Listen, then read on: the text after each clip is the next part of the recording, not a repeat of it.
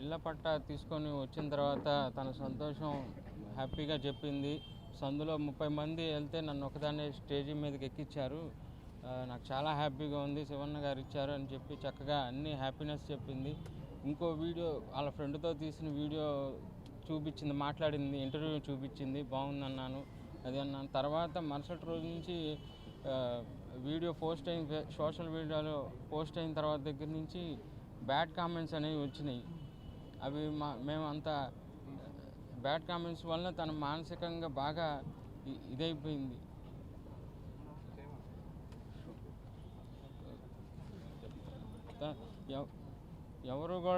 ఎవరు చెప్పించలేదు, ఎవరితోనూ చెప్పలేదు. అందరూ తన మనస్ఫూర్తిగా నిజంగా తన మనసులో మాకు ఆ పథకాలు నిజంగా అందినాయి కాబట్టి మనస్ఫూర్తిగా చెప్పింది. తనకి జగన్ అన్న అంటే గౌరవం, శివన్న అన్న గౌరవం, అందరూ గౌరవం. ఏ పార్టీ మేము ఆ పార్టీ మనుషులం కాదు. మాకు ఇంత హెల్ప్ చేశారు.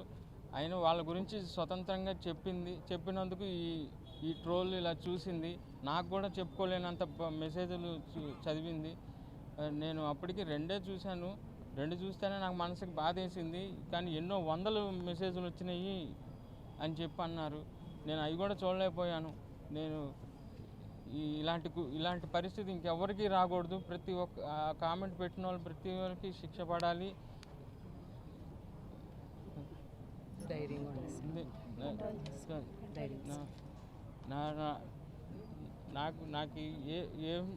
నాకు ఏ సహాయం చేయకపోయినా పర్లేదు, నా పిల్లలకి సహాయం చేయండి. జగనన్న గారిని చూద్దామని కూడా నాతో చెప్పింది మా ఆవిడ. ఇక్కడ నిమ్మకాయల ఆటలో కూడా మీటింగ్ జరిగితే మేము వెళ్ళలేకపోయాం, మేము అంతా చేయలేకపోయాం. నేను బ్యాడ్ కామెంట్స్ దయచేసి పెట్టమాకండి. ఇంకో కుటుంబం ఇలా వీధికి పడకూడదు, దయచేసి నేను చెప్తున్నాను.